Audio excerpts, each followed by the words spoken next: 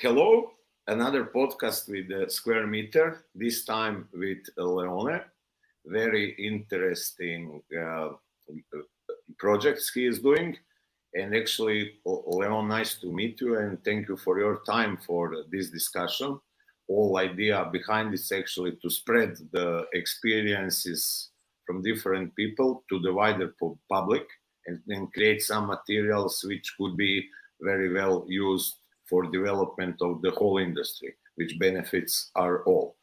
Maybe we could start if you little bit give us the background, how you finished in doing your projects in Africa, from your students' day to the Africa, then actually we will move more into the operation of the farm in Africa. Please, Leon. Hi, Sergej. Good morning, and thanks a lot to you and Square Meters for this invitation. I'm really looking forward for the discussion. I studied agriculture science in Italy, and I've been always interested into traveling and learn more about other people and other cultures.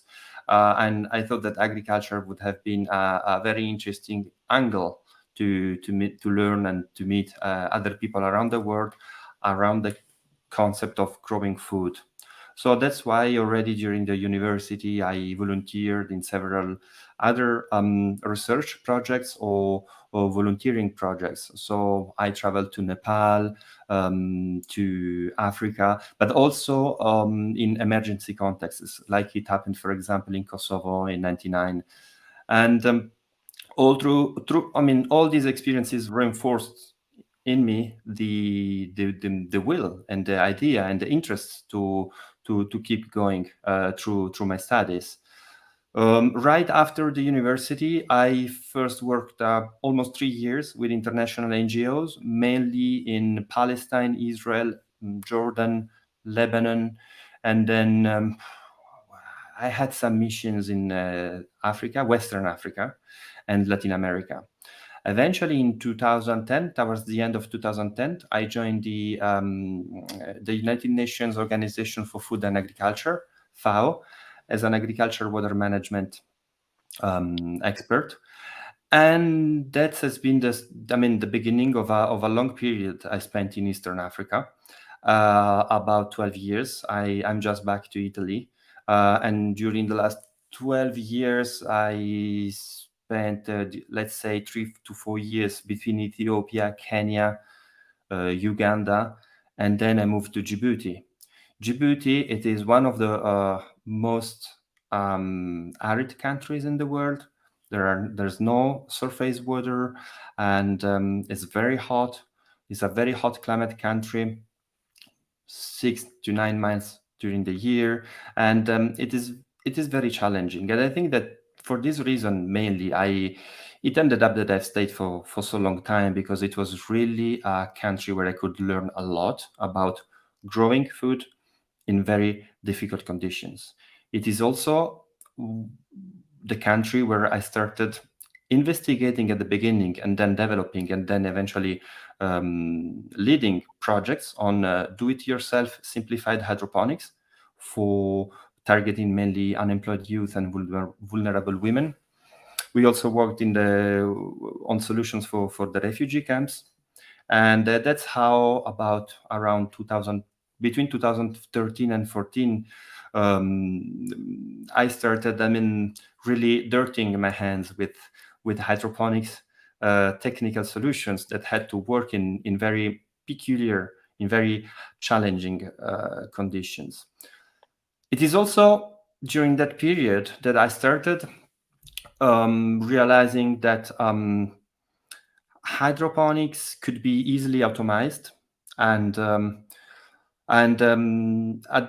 this was going in parallel with a passion that I always had about technology and about coding. So that's when I realized, that was the period where the Arduino platform, the Raspberry platform, this open source technology, technology hardware platforms and software platforms also boomed. And of course, I came to know about it and started studying during night. And I started then prototyping my first automized vegetable gardens. And I mean, little by little, I was always trying to figure how this, let's say, high tech solution could be then transferred to low tech solution and to support agricultural production. I realized how it is important to develop, for example, solutions that can work on the cloud, not on the cloud, like on local. And there is really, I mean, agriculture is a very diverse context, and I think that every solution needs its own adapted. Every situation, needs its own adapted solution. So after developing a few of these hydroponics display projects, eventually a couple of privates in Djibouti picked up on the idea, and this was actually the purpose of the project, as often FAO does. Like it shows the FAO what usually does in agreement with the government. They show and display a technology that can be promising for the country, with the hope that then to show the feasibility, so that possibly later somebody in the private sector or the government would pick up on that technology. In this case, it was a little bit different, because a couple of private actors from the private sectors actually they wanted to invest. I mean, to understand better about how hydroponics worked and how this could be done in Djibouti, which is, as we said, a challenging country, not only because fresh water is not available, but also because it is a country which imports most of its food, either from Ethiopia or directly from Europe through airplane transportation. And but also it is a country that doesn't produce electricity. It has to import it from Ethiopia or produce it locally from diesel, which is very expensive. So at the beginning, I was a little bit against the idea of producing hydroponics all year round, because I thought that, I mean, there are a lot of calculations and implied, but let's say that at the beginning I said that the only thing we tested at that time was hydroponics during the cooler period and under net houses, but not fully indoor. And then studying and researching, we realized that maybe we could have done something if we went for a vertical solution, stacking more layers one into another inside a completely indoor environment. And also the fact that they had already a running activity producing ice for the consumers. This was something that I started considering as a possibility to low down costs for keeping the environment inside the indoor farming. So I started helping them out during weekends and again at nights, studying and see how we could do. We tried also to let's say to refer to how to say service providers, for example, in Dubai or in the United States or Europe, maybe, to see if some already ready to go solution could be feasible. But then we realized that because of the cost, or because of the investment cost, and also what was the market that we were targeting, it would have been very difficult for the business plan to work. So this is how eventually we decided to go for a completely custom design.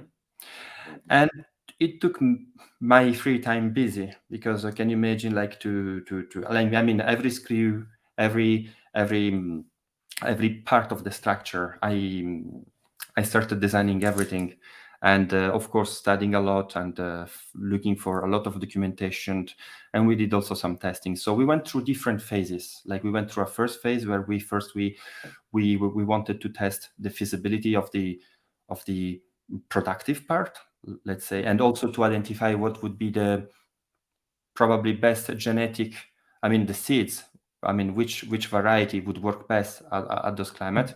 What we're talking about is that even if it is a controlled environment, we can't go lower than 25, 26 degrees centigrade. Like we cannot go down to 24 or 21. It would be unfeasible from an economic point of view. So we keep producing between 26 and 28. We're talking about external temperature of about 40, 45, sometimes 48 degrees.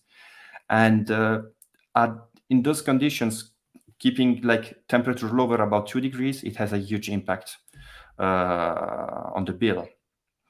Of course, the research for the proper lead lightning solution, it took some time. We tested several, and let's say that in about a year and a half, we had an idea about how to go for a larger test. We had to go. It took another year and a half to have a fully operational, a fully, let's say, scaled up commercial operation. This one around 60 square meters. And what is very interesting for me as an experience in this case is that we also had to take care about all the commercial part.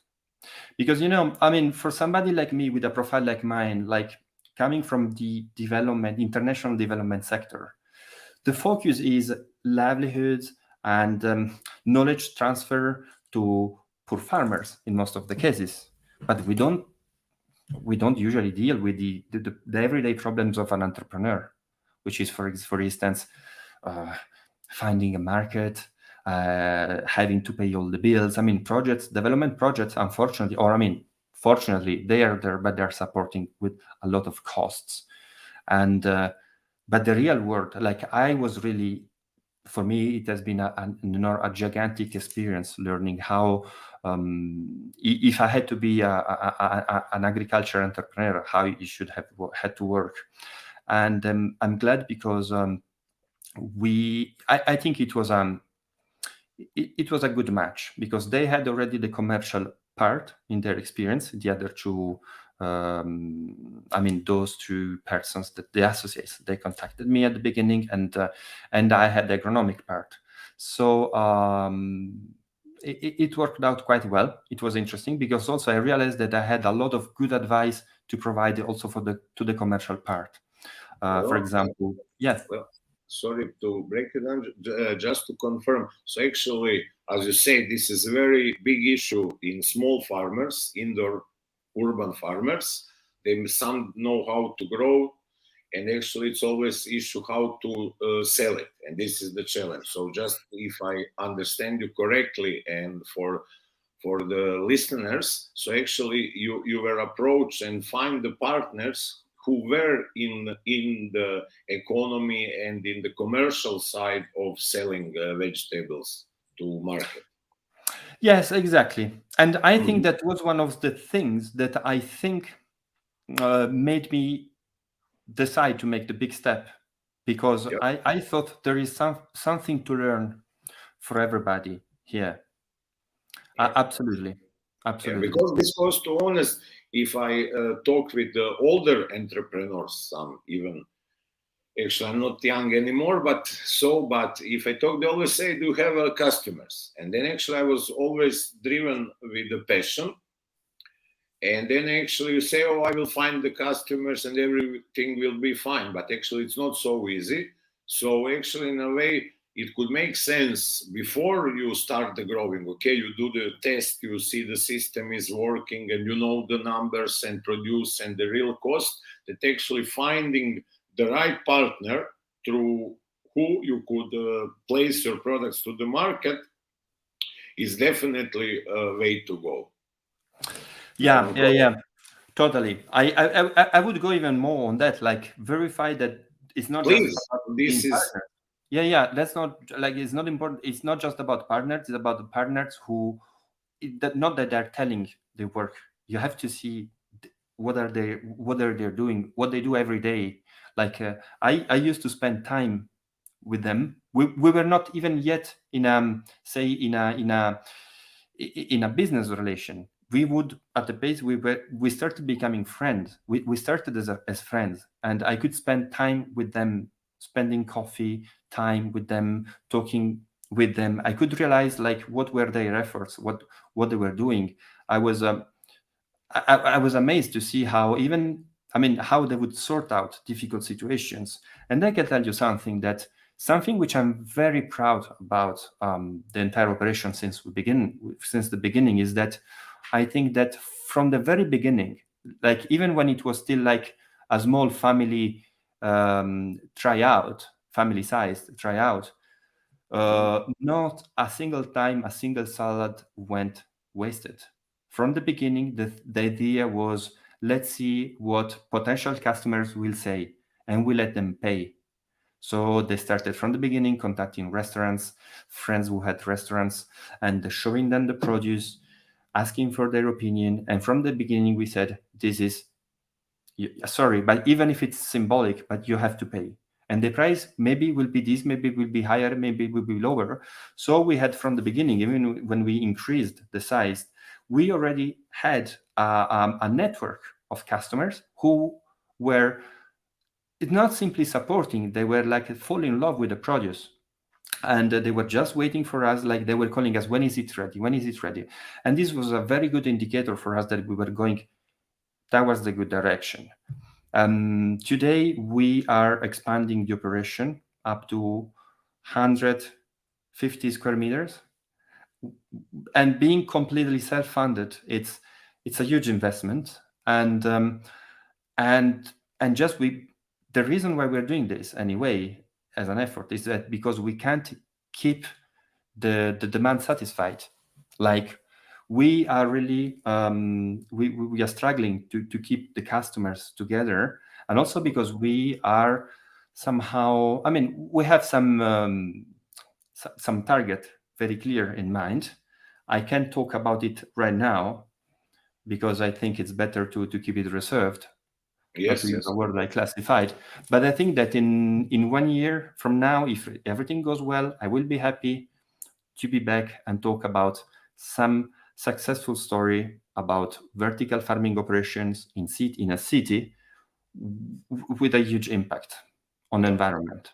So actually, I think it is currently there was a report about the size of the investment into the vertical farming, and actually we could see first of all big discrepancy of the, let's say, seed capital, small round, so actually people could start to build something, but we could see really hundreds of millions in investment, which is already round C, round D, companies trying to go public. For example, Aerofarm didn't succeed in the going public. So actually, I could see that investors and venture capital is the fear of missing out, what they say. And now we're putting the money actually to save the investment, because for them, if they sign it off, actually those farms are not the profitable. And we also had very nice discussion with the colleague before, Federico, about actually this low cost, high cost. And I think if you could mention, you say you saw the high cost, but actually at the end, very simple technology could be used for the automatization, which costs almost nothing. And could you actually share a point when was your this, how to say, moment of discovery that actually it could be done with the low cost tech? Because we are not here talking about some super advanced automatization. We're talking about the pump for the water, putting the fertilizers in it, and using the electricity and actually air conditioner. So technology is not so simple, it's not so complicated. So for you, where was this break point in terms of, this is high cost solution, they cost a lot of money, but we could do it much cheaper? Well, what was the trigger to discover this paradigm? Yeah, thank you. Yeah, exactly. You know, this is exactly the thing. Like, I think that for most investors, this is the problem. Like, now, the way it is, I see now, if I decided to completely atomize the operation, say, for example, with NFT channels, guys that would move by themselves at the right timing and so forth.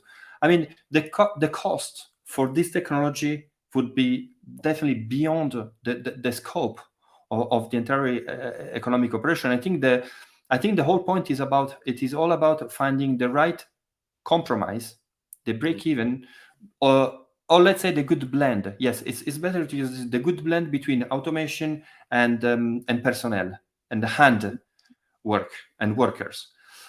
This is one of the things. Like I see that, for example, vertical farming is promoted as an economic opportunity that will increase employees and so forth. I think I would be very careful about that, because mm, I think that we don't have the numbers yet to talk about, to be sure about if vertical farming, will be increasing employment or decreasing it. This one I don't know, but what I know is that it is easier and cheaper for the time being to train and pay a salary for a worker, for a skilled worker, rather than having to depend heavily on mechanical and physical automation, which then have to be maintained. And this, I think this is true probably at small scale and medium scale. At very huge scale, I'm not sure. But when you say, and we know that aero farms and other huge financial operation, because those are not anymore an agricultural operation, those financial operations. Financial product, sorry to interrupt you, it's called in venture capital, those aero farm is now financial product. It's not the farm per self, it's the, or plenty, or exactly. I think, thank you for that, because I think it's very important to share to people where the farm becomes financial product. So there are more. Yeah, totally. And I think that is economically, so if you ask me, is that economically sustainable? For years, I thought not. Today, I think not. And this is very interesting, because I think that the paradox today is that I believe that I'm realizing that vertical farming, maybe it starts becoming profitable already it is more profitable at small to medium size, rather than very huge size. And I think this is interesting. I think that this kind of automation can come in as a sort of augmentation of the skills for a farmer, right? And because the farmer can see multiplied his efforts, he can get alerts on his phone. He knows that the base routine goes over and over, and you don't have to think about a lot of things. And then, so that you can focus on quality, you can focus on marketing, you can focus on the commercial part. And part of our business plan for the next months, once the larger investment will be completed, it is to receive regularly visits from people who is curious, like to receive, for example, people from the schools, from the university, to open to the city, to open to the public, to show and to showcase. And it is something that maybe takes 2 or 3 hours twice a day during the week. But if you organize it properly, you know that there will be a return in confidence of the customers, and that they will know there is nothing like that in the city so far. And then from there you can start, because you realize that becomes the center of a center of ideas, because then already somebody came who said, my dream was to open a salad bar, but I never had the fresh produce. And now if I know that you're there, maybe we could do something about that, and so forth. And I think that from this point of view, I'm talking now as an agronomist, and I always looked at history of agriculture. And I think this is interesting, because from this point of view, I see how maybe for the first time in history, after thousands and thousands of years, farmers, maybe they will be not anymore at the last step of the society. They are gradually gaining back up to the place they belongs to. Because farmers, because they produce food, they can guarantee peace and stability. They can make a nation thrive. And better informed, educated farmers are the cornerstone of a peaceful society, and sustainable society, which is greener. When we talk about this type of production, we think about like the technology, but actually for the final customer, it is about the quality, about the freshness of the produce. And this is why really, this is probably more what motivates me. I agree, because I feel like I'm participating to some sort of a Pacific revolution, not the green one, the one that, yes, it boosts production, but it also boosts pollution. I'm talking about a new one, quieter one, more beautiful one, which demand a lot of studying, a lot of preparation, a lot of documentation, and a lot of work. Yeah. But here, I think we just mentioned here the one very interesting actually thing. If you look on this large investment, so okay, but what we could see, Facebook is distributed content producer. So actually very successful startup. Google, it's also distributed data collection. So all of them actually are the distributed value creators, not just the one big closed system. And actually Uber, the similar, and now we could see in all this platform thinking and all these the distributed business models. And then actually, if you look on the investment in the vertical farming, what we could see, they are investing in the silos, because they are investing in larger and larger farms, which they are trying to. So they're not, what I could not see, there is actually investment for the distribution of technology, because you don't need to have because they was basically, we produce the food closer to it. But I think currently we are, for example, we are working, as you say, on the farm bar, which actually in the half container we will produce food, and in another part food will be sold as a meal. So actually we are talking here about the distributed food production and consumption, instead of having the one large farm and the one place which supply, let's say, whole New York or whole large city. So I think what you say, it's very,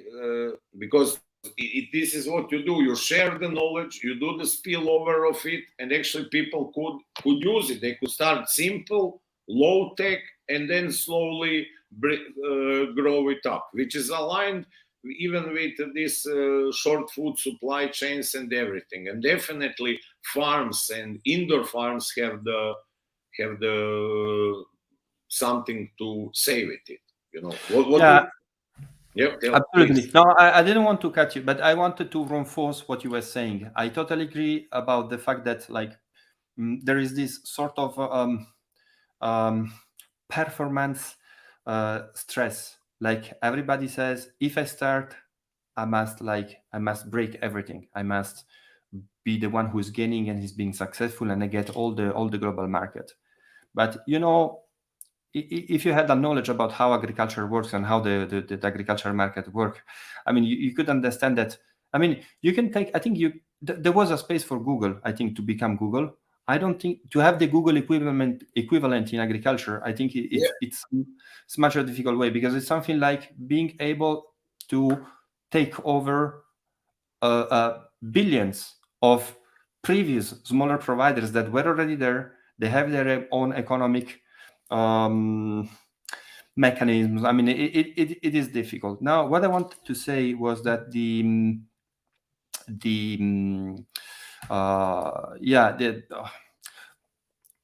I think I lost it.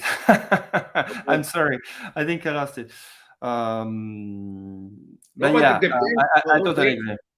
Yeah, but I think maybe on different level, if you share the information about where those produce exist and where you could invest in it, then actually if we separated, we started back when I was running a big data lab on the Polytechnic of Zagreb. We started actually separating the soil, the work, and the social related data. So then, or soul, or the let's say growing space, let's call it space, data, and social. So if we know where food could be grown, and we know for who this food be grown, and what type of data and technology we need, actually we could distribute this investment into where are needed, and actually work. This is always the same. They're farm to fork.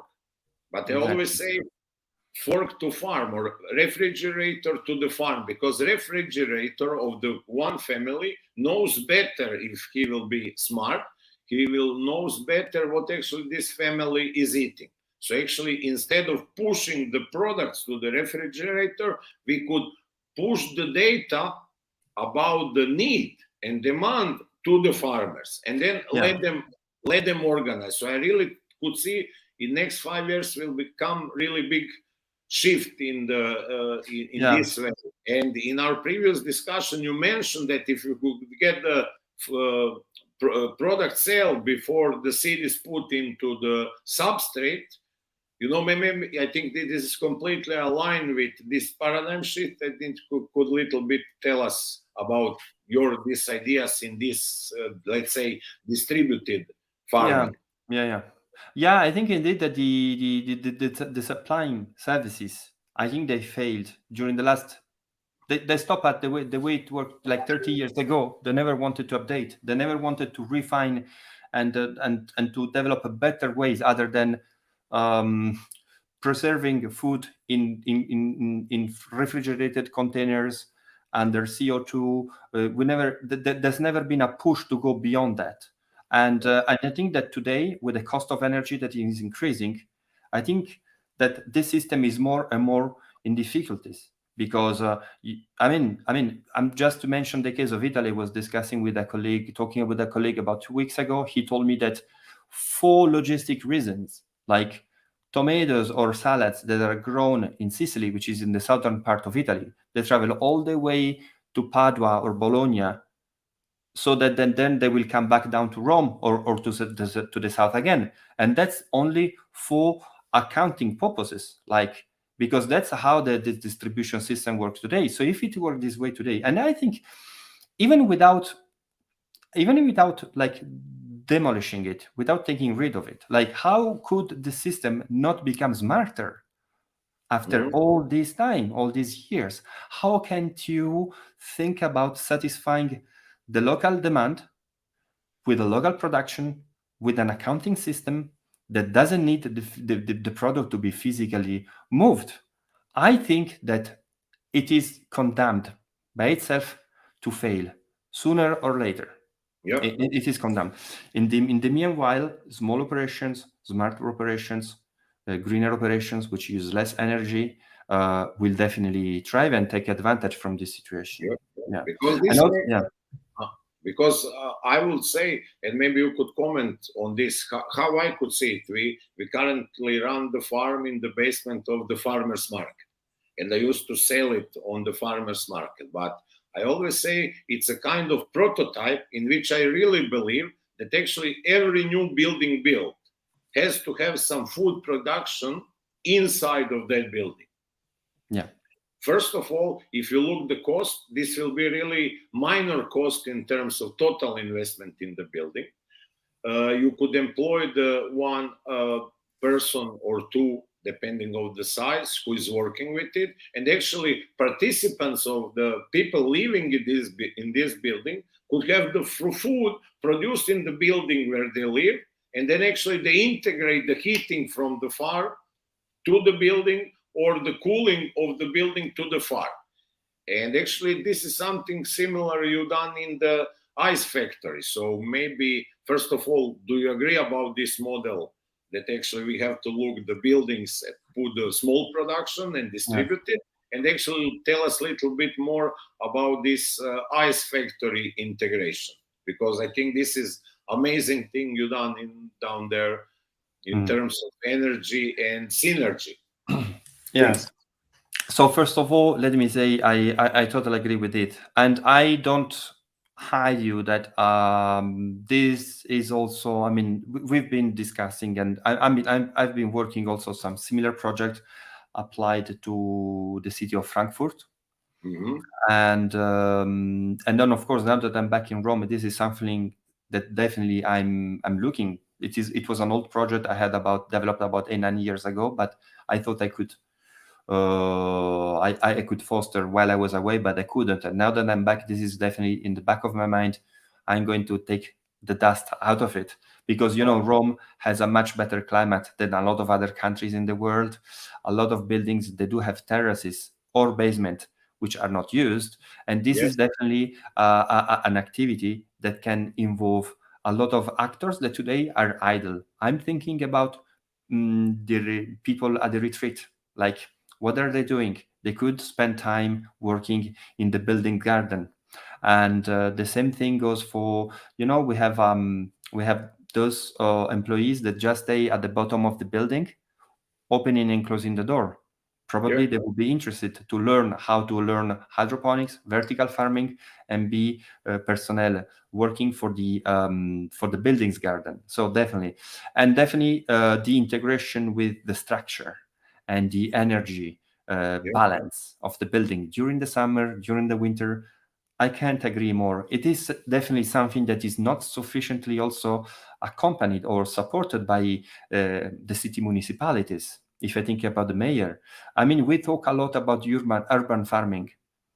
But the thing is, urban farming often, I think that the most fancy part of it gets a lot of visibility, like bag or guerrilla gardening, this kind of thing. But if we can't forget that we must have food production for food security also in the picture. It's not about gardening as a hobby. That's also very important. But gardening, I mean, vegetable production, it is something that has to be done in, let's say, I'm not against the industrial concept, but even if it is a small level, it has to be serious and it has to be reliable. It must be assessed based on the production have to be assessed based on the demand, and this demand have to be satisfied. Otherwise, people will go elsewhere, and we will never really do the quantic leap. I mean, the quantic jump. Also, what I wanted to say that I just remember what was the point is that it is either boom or either die. With this either boom or die philosophy, I just wanted to say that one of the most scary things, but I'm talking about small and medium vertical farmer, from the small and medium vertical farmer point of view, I think is that at the end of the day, if you do it the simplified way we try to follow, it is not really scary, the initial investment. I think what is more scary, I think it is the running costs. Because, of course, energy takes the lion's share. And then you have in the figures maybe the personnel, and then maybe you have inputs like fertilizers and seeds, but those, they really take a minor part. The thing is that if I look at most recent data, I think that actual margin, like once you pay taxes and everything, it is about 10% when it goes well, which is not super huge, but is not bad after all, because you've repaid back for all the personnel. But I think that what is scary is that you can achieve this if you have really, say, almost 100% of efficiency, of what you produce, it is what you sell, and everything goes well, because you have to pay in advance for all energy. I mean, every month you pay the electricity bill, and you're consuming fertilizers. So you need to be very efficient from the commercial point of view. 1 month you have a problem, you will lose money, and the money you lose monthly can be high. It's enough not to work 1 month to, because we were talking about 10%. You don't work well 1 month. It takes the whole year to go back to those marginal levels. I think this is the right point, and we will try to keep it in our further discussion, this risk issue, because what I know from our experience and the other experience, usually risk is not evaluated, especially these large companies having large amount of money. They're selling the concept where they're actually not putting the risk down. And I just now come to one idea, as you say, security issue, that actually we could secure security through the food and social security and the self-sustainability. But let's say in Rome or in Zagreb, we have 25% of the flat roofs. So actually, Exactly. if every roof could employ the one person and produce the food, we are talking about the food security, about the social security, about the greening the city, reducing the CO2, and actually we are really putting lot of let's say, if I look on the large scale, large bio-socio-technical system, because I think here we're talking about the general system theory, which combine the bio, socio, and tech, and this is the beauty in the what we are doing. So actually here we are addressing three different subsystems, combining them into one, and the benefits could be really huge. Just people need to understand it, that it is possible. Yeah, And absolutely. And yeah, I just wanted to add that because Rome and I'm sure that Zagreb, actually I came to Zagreb a couple of times. This is something I'm very keen to stress, is that at some point, because this is something that every now and then I hear it and it comes back. Okay, but what about conventional farmers? What about those farmers that are around the belt and in the countryside of not just of Rome and Zagreb, but all around the world? And this is when I think that still there is absolutely nothing to fear or to worry about, because vertical farming is really targeting a niche of produce, a niche of customers, and I think we still need. I mean, I think we need the right combination among the two. There's nothing that you can produce in a vertical farm that you can. I mean, actually, that it is that way around. A lot of things that you cannot produce in the vertical farms. yes. There are a lot of things you can't produce in the vertical farm, and for which it makes sense and it is more sustainable, and it is better from an economic point of view to cultivate, to produce it on open fields. And we definitely need the support, actually the alliance between vertical farmers and conventional farmers in, around, outside of the cities. And at the same time, and this is something that I'm really also I want to stress this, we need conventional farmers that, however, invest their time and their brain learning the approach of vertical farmers and apply it to conventional farming, because there is a lot to increase, a lot to learn, a lot to improve in the conventional open field farming that can be learned from vertical farmers in terms of approach to the commercial part and for the optimization of resources. Because nowadays, this also we have to say, open field conventional farmers, we know they are not utilizing resources in an optimal manner, and they rely too much on old systems, old commercial systems. So they could probably produce less, better quality with less costs and better marketed. Yeah. So this is why I think that a proper alliance should definitely be fostered.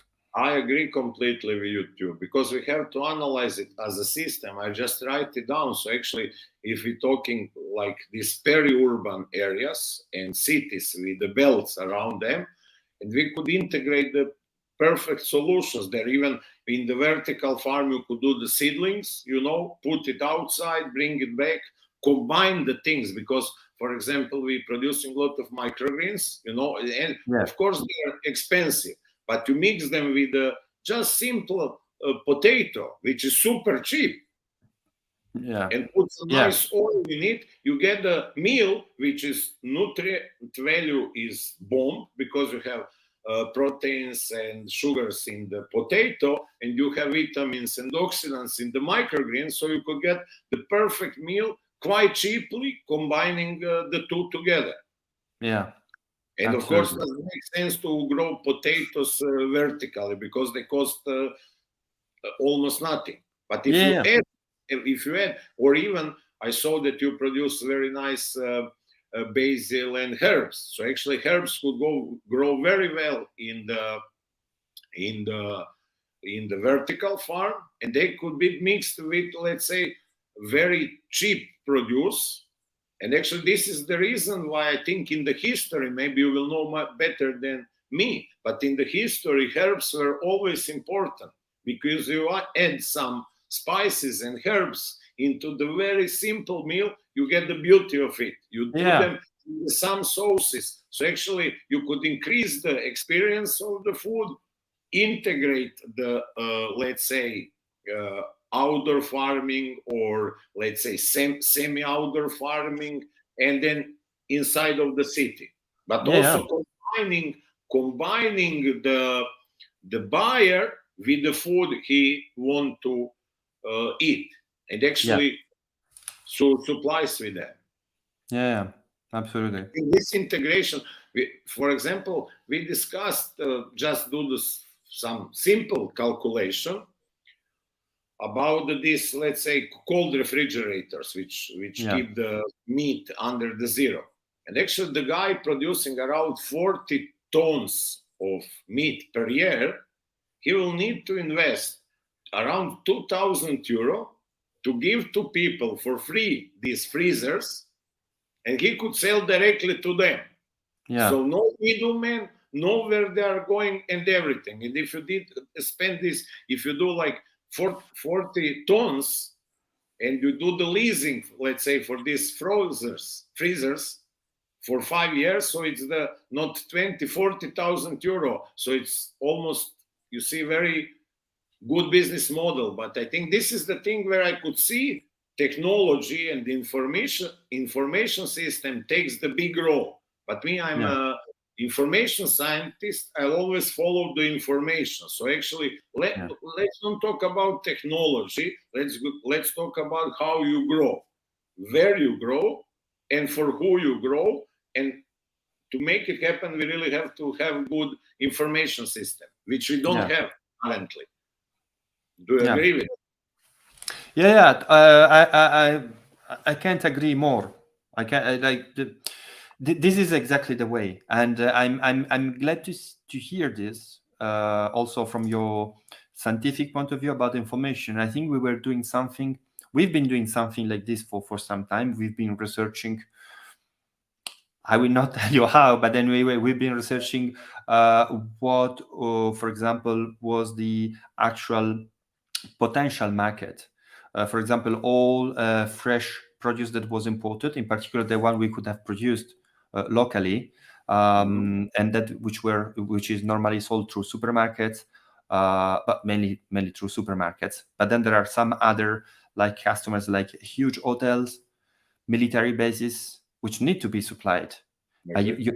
So it is a matter of so this is how basically we sized gradually the different investments, knowing from the beginning like who we could satisfy in terms of products, and then we built a sized to the demand we would have received. We didn't go immediately for super large. And I think that this is, maybe it takes a bit longer time, but what contributed this is also to establish a trust system, because of few hotels and restaurants which have been strategically chosen, they start talking about it. Like they stopped going to the big supply chain to get their fresh produce, and because customers, they go there, they could feel and test the difference. People started talking about, and Djibouti, it is not a very big city, and it is a small one, and the mouth to ear mechanism works a lot. And this is how little by little, like even huge customers just fold into our network, started requesting, please, could you also supply? And we didn't have to. So we started negotiating. What we could do it is this, but from 3 months from now, we can start gradually. It initially will be a limited quantity. Then if we agree, we will go next. And I can tell you, for me, this is probably the biggest success, because I spent a lot of years trying to get farmers out of poverty, and we always focused mainly on the production part.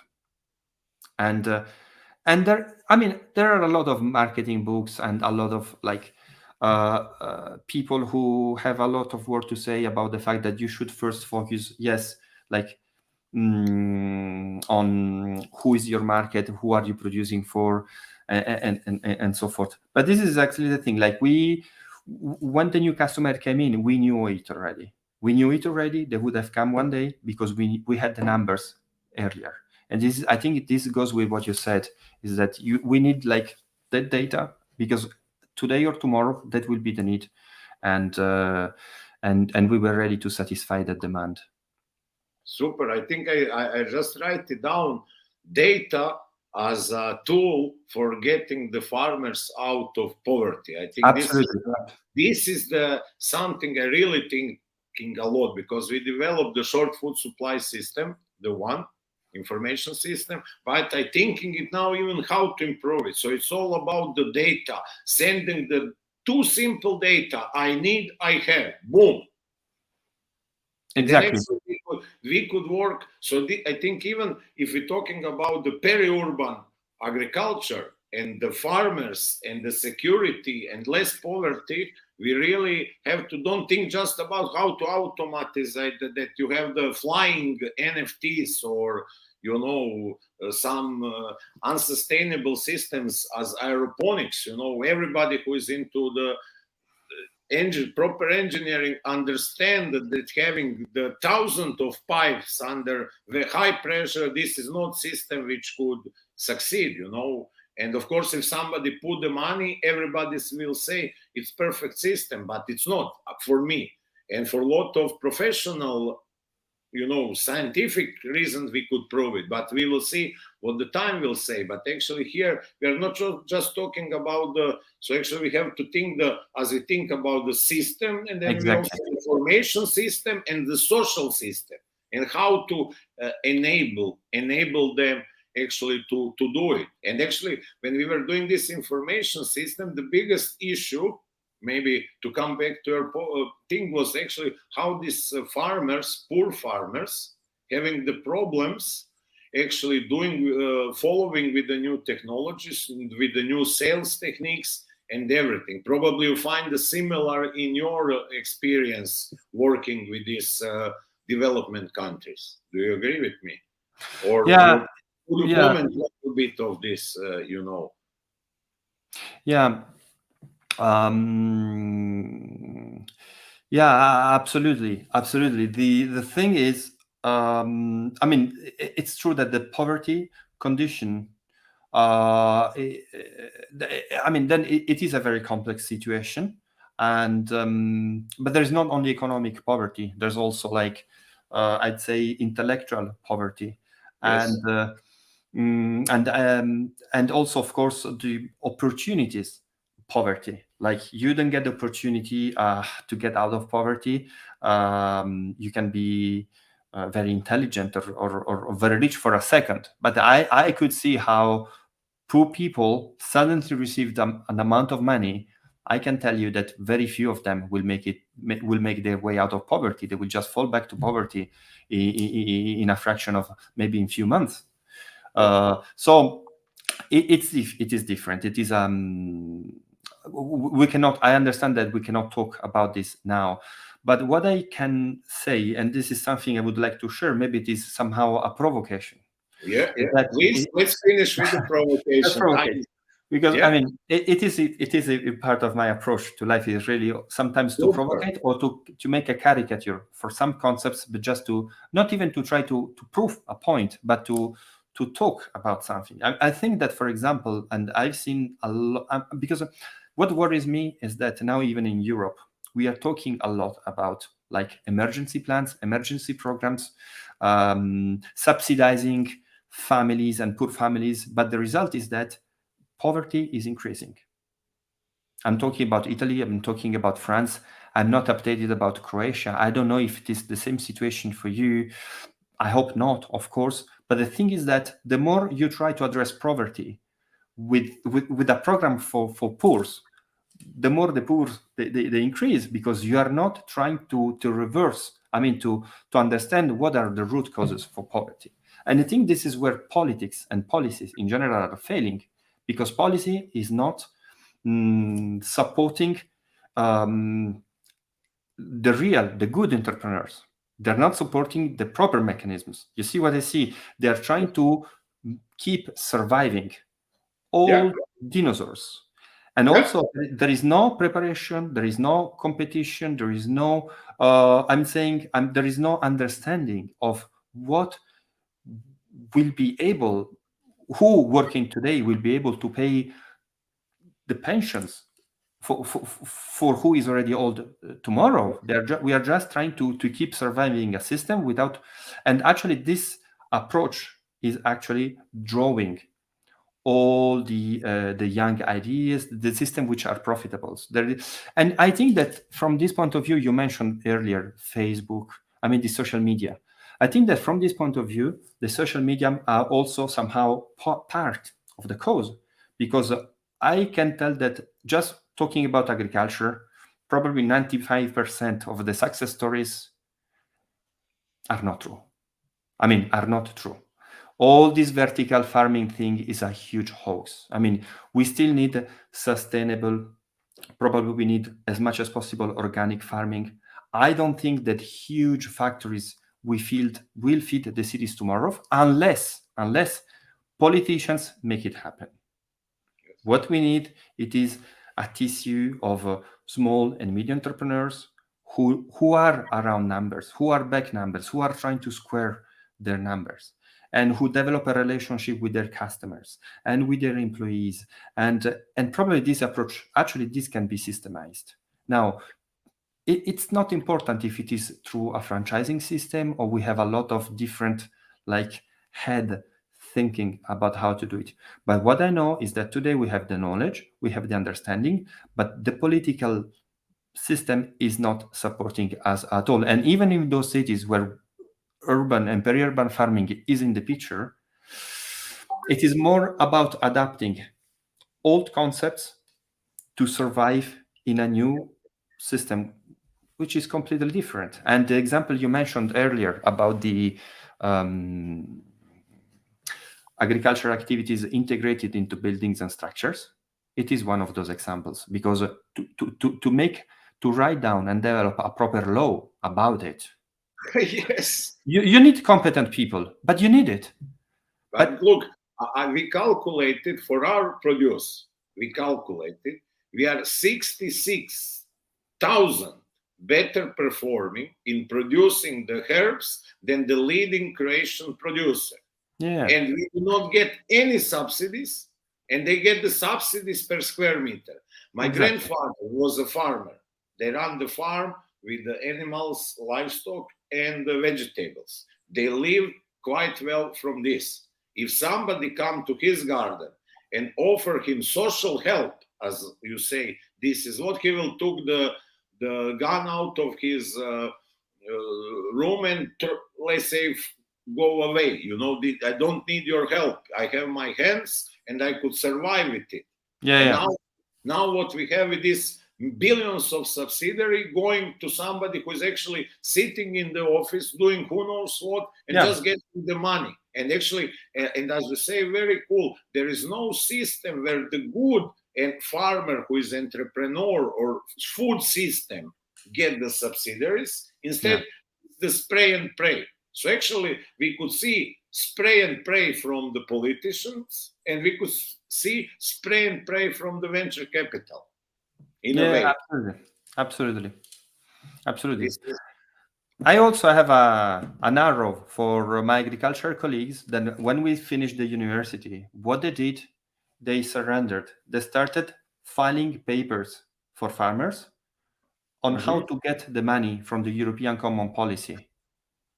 That's all they've been doing for the last 20 years. And I can't believe it. How I think that as agriculture agronomists, we do have an important role in our society to play. It's like doctors, right? Yes. You can't study in the year 2000 to 2020 and then sitting down and start again doing medicine the way we did it 500 years ago. We can't. We must go ahead. We must inform. We must study. We must keep practicing. And because everything has to evolve. Otherwise, it will evolve the wrong way. I think that actually, I mean, if you go and see in many of these aerofarm things, I say aerofarms, I mean, aerofarm, of course, definitely they had a good return in visibility. And I understand also that they are somehow working a lot to trace the way, to make vertical farming known. This one we have to acknowledge. But if you go and see how many, maybe they have plant scientists, but like agronomists, they are very few. It's all about like engineer on something, architect on something. There are a lot of different specialty, and of course, all these specializations, like it costs a lot.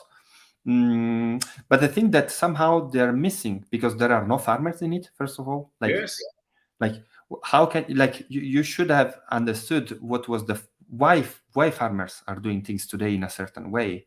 It's not just because of politics, because there are thousands and thousands of years anyway on their shoulders.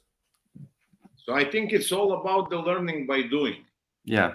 Because you could not buy the specialists for the microclimate, because we built 6-7 farms. Everyone has the different microclimate issue. So we spend so much money on sometimes on the experts on actually doing the systems, but now we completely change it. So actually we just put the step by step improving, fighting the 1% here, 2% here.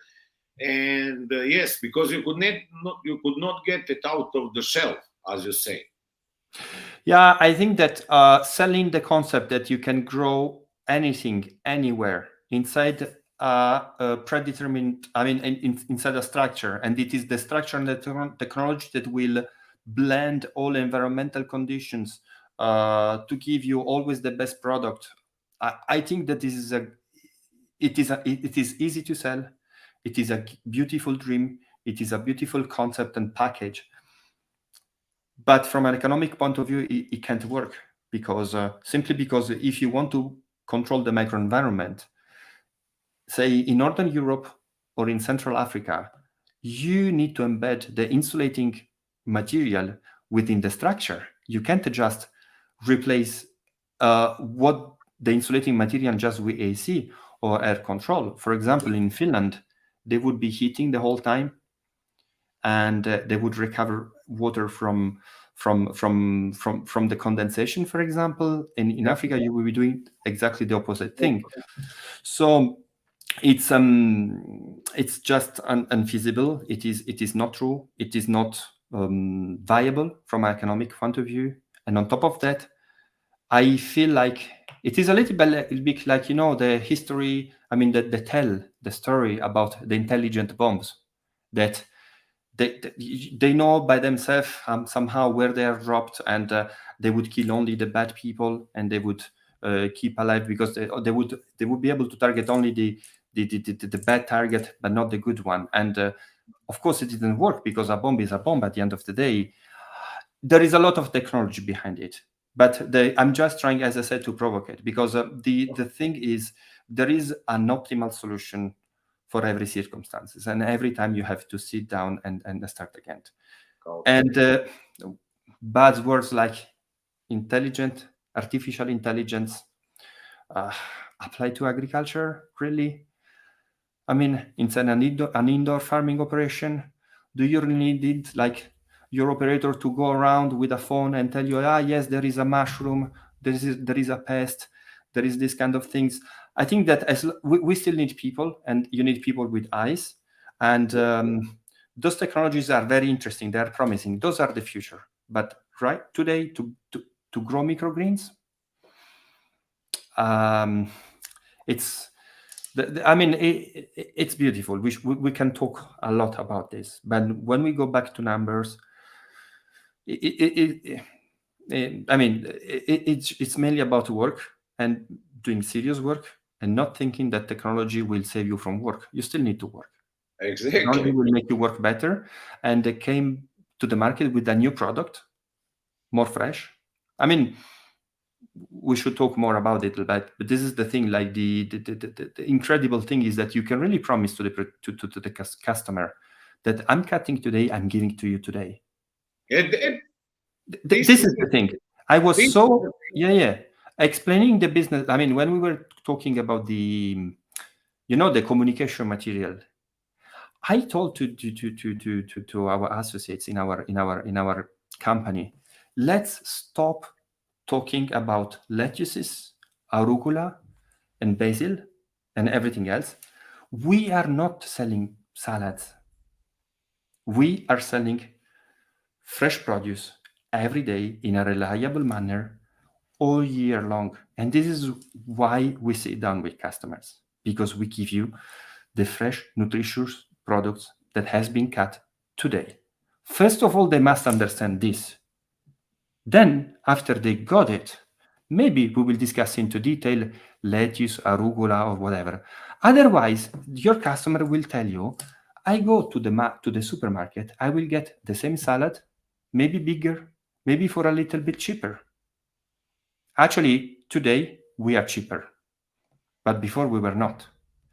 But with the customers we are looking for in a vertical farm are not the customers who are looking for the cheap price, because what they're buying is a super fresh product, high value in nutrients, cut the same day. Leo, I think we could finish on this. So actually that urban farming, it's not about the technology, cultures and everything, but it is produced hyper locally and cut today. This is the same experience I get from the colleague of mine who was delighted when he get the fresh produce. Yeah. It's today in the middle of the town or in the middle of area. So it's all about. And then when we have this trust, because trust is the fundament of any relationship. So when we build the trust and cut it today, then we could grow up together. Absolutely. So Leone, thank you very much. It was very insightful. I hope we stay in touch. And as you say, a year from now, we could repeat this podcast. Let's build the network of the, as you say, small and medium urban farmers. Who are believing in the cause and have the passion to grow food, not presentation for the investors. I will say like this. Thanks to you. Thanks for the very insightful discussion. It doesn't happen every day. And I'm also looking forward for the next podcast and your next guests. Super. Thank you, Leon. Thank you to all, and see you soon. Not hope. See you soon. Ciao. Bye-bye. Thank you. Bye-bye.